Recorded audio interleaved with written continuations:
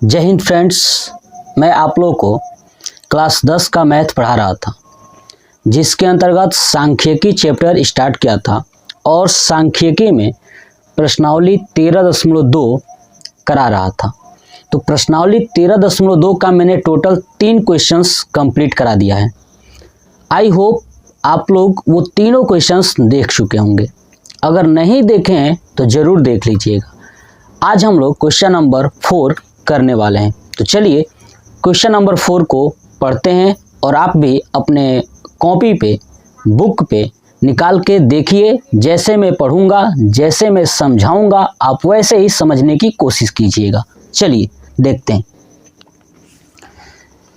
देखिए question number 4 कह रहा है कि निम्नलिखित बंटन भारत के उच्चतर माध्यमिक स्कूलों में राज्यों के अनुसार शिक्षक विद्यार्थी का अनुपात दिया गया है। ठीक है ना। यानी एक विद्यालय है उच्चतर माध्यमिक विद्यालय, उसके अंतर्गत जो है कि अध्यापक और शिक्षक, ठीक है, यानी जिसको बोलते हैं अध्यापक और शिक्षक, ठीक है। ऐसे इसमें जो क्वेश्चंस में दिया गया है वो शिक्षक और विद्यार्थी का जो अनुपात है वो दिया गया है। ठीक है। इन आंकड़ों के बहुलक और माध्य ज्ञात कीजिए। क्या ज्ञात करना है? बहुलक और माध्य ज्ञात करना है और दोनों मापकों की व्याख्या करनी है और दोनों का व्याख्या करना है। तो देखिए मैंने ये लिखा हुआ है कि प्रति शिक्षक विद्यार्थियों की संख्या, यानी अगर एक शिक्षक है तो कितने विद्यार्थी हैं। ठीक है। और राज्य संघीय क्षेत्रों की संख्या ये दिया हुआ है क्वेश्चंस में, और इसका बहुलक भी बताना है और माध्य भी बताना है और दोनों का व्याख्या करना है कि बहुलक और माध्य क्या है। चलिए सबसे पहले इसका बहुलक निकालना सीखते हैं। बहुलक निकालने के लिए सबसे पहले क्या जानना है? तो जो ये संख्या दी गई है इनमें से सबसे बड़ी संख्या देखना होता है। ठीक है। तो देखिए सबसे बड़ी संख्या कौन सी है? 10। क्लियर। तो ये हमें पता चल गया। अब बहुलक बराबर क्या होता है? तो देखिए लिख देता हूं, बहुलक बराबर L प्लस कोष्टक में F1 माइनस F0 अपान 2F1 minus F0 minus F2 bracket close into H। ये हमारा फार्मूला होता है। क्लियर। तो जो ये हमारा फार्मूला है, इस फार्मूले में से सबका मान ज्ञात करेंगे और सॉल्व करेंगे। तो देखिए सबसे पहले देखिए इसमें से बड़ा कौन है? तो हमें दिख रहा है 10। तो जो बड़ा होगा वही हमारा F1 का मान होगा। किसका होगा? F1 का मान होगा, यानी 10। और इस 10 से पहले जो ऊपर होगा डिजिट है ना, या पहले होगा, वो क्या है? 9। ये होगा हमारा F0 का मान, यानी 9। ठीक है। और 10 के बाद वाला जो होगा वो होगा F2 का मान। क्या होगा? F2 कितना दिया है? F2 3 दिया है। नोट कर देंगे 3। ठीक है। बहुत ही आसान है। F1, F0 और F2 हो चुका है ना। अब क्या निकालना है? L और H। तो देखिए L। अब L क्या होता है? L मतलब होता है निम्न सीमा। क्या होता है? निम्न सीमा। अब देखिए 10 वाला जो है ना कितने नंबर पे है? 1 2 3 4। ऐसे इधर देखिए 1 2 3 4। ठीक है। तो 10 की लाइन है पूरा ये वाली। तो इसमें इन दोनों में सबसे छोटा कौन है? 30। यही होगा हमारा L। क्या होगा? L। उसके बाद नेक्स्ट आता है H। H क्या होता है? इन दोनों के बीच का अंतर, यानी 35 और 30 का अंतर करेंगे तो कितना आएगा? 5। तो H हो जाएगा 5। कंप्लीट। फार्मूले पे रखना स्टार्ट करेंगे। क्या होता है? L। L का मान कितना है? 30 प्लस कोष्टक में F1। F1 कितना है? 10 माइनस, है ना, माइनस F0 कितना है? 9। हो गया 9 अपान 2F1। तो 2 multiply 10 minus F0 9 minus F2 कितना है 3, ब्रैकेट क्लोज करिए, मल्टीप्लाई H होता है क्या है 5, हो गया। चलिए तो 30 प्लस 10 में से 9 गया 1 बटे, ठीक है। अब यहाँ पे सॉल्व करिए, देखिए क्या आएगा, 10 दूना 20, ठीक है, 20 हो गया, और 9 10 11 12 20 है ना, माइनस 12 ये हो गया, मल्टीप्लाई 5। क्लियर। अब इसके आगे चलते हैं, तो क्या होगा 30 प्लस 1 बटे 20 में से 12 गया 8 मल्टीप्लाई 5, होगा ना। चलिए तो क्या होगा आगे, 30 प्लस 5 एकम 5 यानी 5 बटे 8। अब 5 में 8 से क्या करेंगे, भाग करेंगे, ठीक है। तो अब 8 5 40 है ना, और 8 6 48 यानी 0.6 के रूप में आएगा। क्या आएगा, भाग करेंगे तो 0.6 करके और भी आगे जाएगा, है ना। तो ये 0.6 ही लेके जाता हूँ। अब 30 प्लस 0.6 ऐड करोगे तो क्या आएगा 30.6, यानी बहुलक क्या आ गया, बहुलक कितना आ गया 30.6। और ये क्या है, तो विद्यार्थियों की संख्या ये पूरा दिया हुआ है, तो बहुलक हमारा आ गया 30.6, ठीक है। तो अब क्या लिखेंगे, ये बहुलक हमारा आ गया 30.6। उसके बाद हमें माध्य ज्ञात करना है और इन दोनों को कंपेयर कर देना है, व्याख्या कर देना है। क्लियर। तो ये बहुलक 30.6 आया है, मैं यहाँ पे नोट कर लेता हूँ, ठीक है, कि बहुलक कितना आया है 30.6। ऐसे ही मुझे क्या ज्ञात करना है, माध्य। जो माध्य आएगा उस माध्य का और बहुलक का तुलना कर दूंगा और मैं लिख दूंगा। क्लियर ना। तो ये आप नोट कर लीजिए, इसका स्क्रीनशॉट ले लीजिए। चलिए अब हम लोग चलते हैं, माध्य सीखते हैं कि माध्य कैसे निकालेंगे। देखिए, चलिए हटा दूं इसको। देखिए अब हम लोग माध्य ज्ञात करने के लिए माध्य की कितनी विधियां हैं, तो 3 विधि हैं। कौन कौन सा, प्रत्यक्ष, कल्पित और पग विचलन। मैं आपको पूरा बता चुका हूं पीछे ये चीजें। चलिए अब हम लोग समझते हैं कि अब ये जो संख्या दी गई है ये होता है f का मान। किसका होता है, f का मान। ये मैं नोट कर देता हूं, ये होता है f, यानी माध्य निकालना होगा तो ये f दिया रहता है। क्लियर। f के आगे क्या निकालना होता है, x। चलिए आगे निकालते हैं x, यहाँ पे हो जाएगा x। अब x क्या होता है, तो x बराबर निम्न सीमा प्लस उच्च सीमा बटे 2, ठीक है। तो चलिए यहाँ पे x लिख दूं बीच में, और निम्न सीमा क्या होता है और उच्च सीमा क्या होता है ये मैं आपको समझाता हूँ। देखिए जो ये 15 है ये निम्न सीमा है और ये जो 20 है ये उच्च सीमा है। इन दोनों को जोड़ के आधा कर दीजिए। क्या करेंगे, इन दोनों को जोड़ के आधा कर देंगे तो वो हो जाएगा हमारा x का मान। तो देखिए 15 और 20 ये हो गया 35, और 35 का आधा होता है 17.5। कितना होता है, 17.5। ऐसे ही देखिए 20 और 25, 20 और 25 45, और 45 का आधा होता है 22.5। ठीक है, हमको दिख रहा है कि यहाँ 17.5 से 22.5 में 5 बढ़ा हुआ है ना।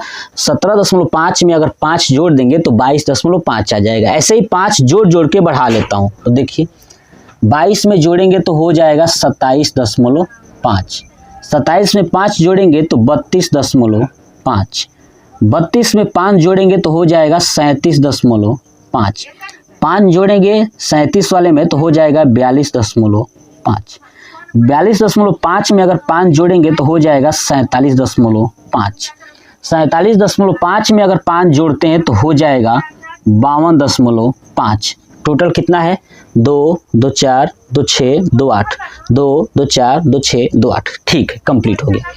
ये हो गया हमारा x का मान। अब आप देख रहे हैं ये बड़ी ही मात्रा थोड़ा सा ज़्यादा लग रहा है ना, वैल्यू ज़्यादा है। मैं क्या करता हूँ, आगे चलता हूँ। अगर यहीं तक रुक जाऊँगा तो ये हो जाएगा प्रत्यक्ष विधि।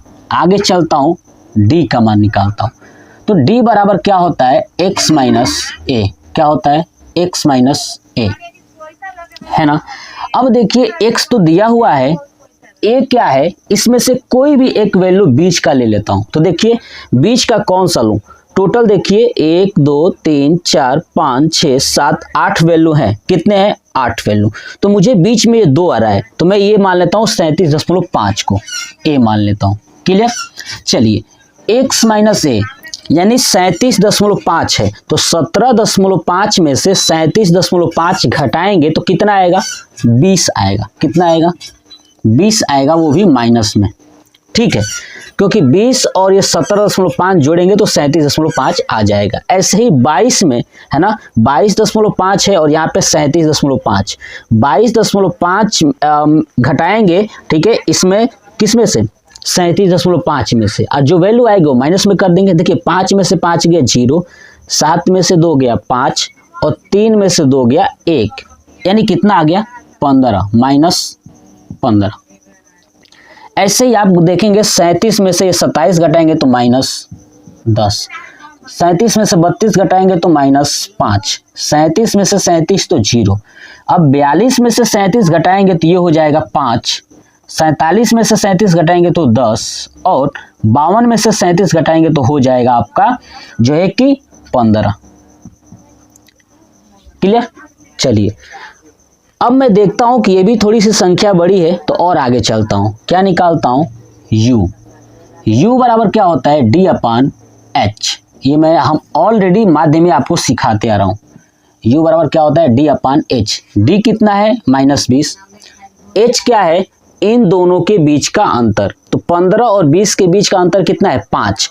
सब में 5-5 का अंतर है तो 5 से ही भाग करेंगे। तो चलिए -20 में 5 का भाग करेंगे तो 5 चौक 20 यानी 4 हो जाएगा। इसमें करेंगे 5 तिया 15, इसमें करेंगे 5 दूना 10, यहाँ पे 5 एकम 5, 0 में करेंगे 0 ही होगा, 5 में करेंगे तो 1, 10 में करेंगे तो 2, 15 में करेंगे तो 3 हो गया ये।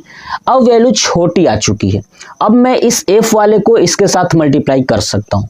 ठीक है, अब मैं देखिए ये था, ये प्रत्यक्ष विधि तक, ये है कल्पित और ये है पग विचलन। अब पग विचलन का प्रयोग क्या है, तो f इंटू यू है ना, u का मान और f का मान गुणा कर दूंगा तो f इंटू यू आ जाएगा। चलिए करते हैं, देखिए f इंटू यू, f का मान कितना है 3 और u का मान है -4, तो 4 तिया 12 यानी -12। ऐसे ही -3 और 8 अतिरिक्त 24 यानी -24। ऐसे ही 9 से करेंगे 9 दूना 18 -18। ऐसे ही आपका 10 से कम 10 और ये हो जाएगा 0। क्यों, 3 का 0 में करेंगे तो 0। अब देखिए दो वैल्यू 0 है, इसमें करेंगे तो 0 ही आएगा। चलिए ऐसे 2 में 3 से करेंगे तो क्या आएगा, 6 आएगा। ठीक है, अब इन सब को जोड़ लेंगे तो ये हो जाएगा सिग्मा एफ यू, और इन सभी f का मान जोड़ लेंगे तो ये आ जाएगा सिग्मा f। ठीक है, तो जोड़ लेता हूँ पहले ये 10 और 8 2 10 यानी 20 और 6 26 और 9 6 15 यानी 35। कितना हो गया, 35। एक बार और काउंट कर लेता हूँ, 10 8 और 2 10 10 10 20 और 6 26 और 9 35। ठीक है, अब इसको ऐड करता हूँ। देखिए माइनस वाले को एक साथ कर लेता हूँ और ये प्लस वाले को पूरा ऐड कर लेंगे, टोटल कितना आएगा देखते हैं। देखिए 18 और 12 30 30 10 40 है ना, 40 और 24 हो जाएगा 64, और 64 में से 6 घटाएंगे तो आपका होगा 4 निकल गया। ठीक है, 8 यानी 64 में नहीं टोटल 58 आ गया, -58। ठीक है, तो ये देख लीजिए फिर से एक बार, 18 और 12 30 30 10 40, 40 और 24 64, और 64 में से 6 गया 58, ठीक है, तो -58 हो गया, ठीक है। अब यहाँ पे कौन सा विधि लगा है, पग विचलन, तो लिखूंगा पग विचलन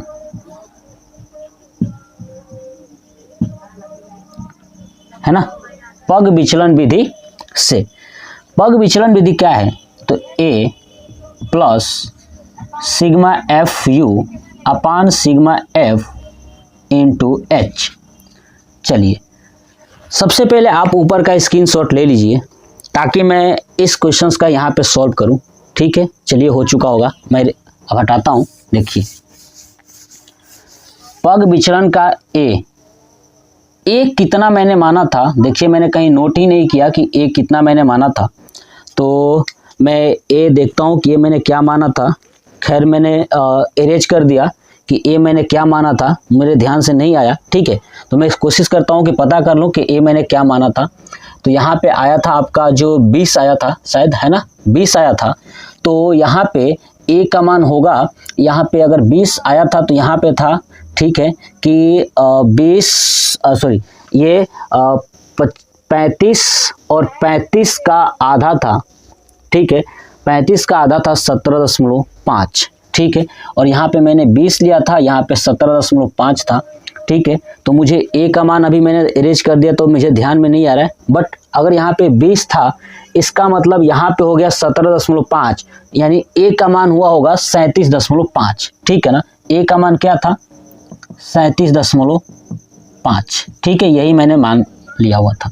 चलिए ठीक है, तो ए का मान रखते हैं यहाँ पे 37.5 प्लस एफ यू कितना है -58 अपान सिग्मा एफ कितना है 35, रख दूंगा 35 गुणे एच का मान कितना है, तो यहाँ पे अंतर कितना था 5 का 5, देखिए 5 7 35 है ना, ये हो जाएगा 37.5, प्लस का माइनस में करेंगे तो माइनस हो जाएगा, तो 37.5 माइनस 58/7।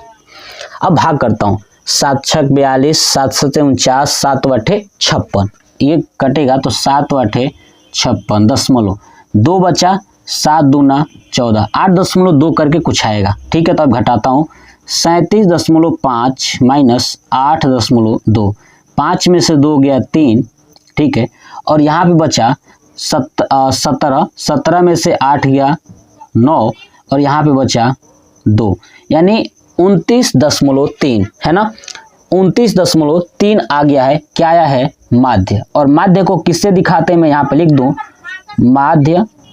माध्य को x बार बोलते हैं, तो x बार यानी माध्य x बार इक्वल टू 29.3 है ना, और ये क्या हो गया, तो संख्या। अब मुझे क्या करना है, इसका बताना था कि व्याख्या कीजिए, तो माध्य कितना आ गया 29.3, कितना आ गया 29.3। अब मुझे व्याख्या करनी है, तो कैसे लिखना है, देखिए इसको हटा दूं। चलिए अब व्याख्या करनी है तो क्या लिखना है, ठीक है। देखिए माध्य होता है तो औसत होता है, और बहुलक क्या होता है, अधिकांश होता है, पूरा अधिकतम होता है। तो मैं लिखूंगा कि शिक्षक तथा विद्यार्थियों का अनुपात है ना, अनुपात अधिकांश कितना है, तो 30.6 है, तथा औसतन है ना, माध्य क्या होता है, औसतन 29.3 है ना, इनका जो अनुपात क्या है 29.3 है। ये था हमारा क्वेश्चन नंबर 4। तो क्वेश्चन नंबर 4 कैसा लगा आप कमेंट बॉक्स में कमेंट करके जरूर बताइएगा। सबसे पहले आप इसको एक बार स्क्रीनशॉट ले लीजिए और अपने कॉपी पे नोट करिए और इसको सॉल्व करिएगा, ठीक है। नेक्स्ट मैं क्वेश्चन नंबर 5, क्वेश्चन नंबर 6 पूरा ही कंप्लीट कराऊंगा। क्वेश्चन नंबर 6 तक ये पूरा चैप्टर है। तो ये वीडियो कैसा लगा जरूर बताइएगा। जय हिंद।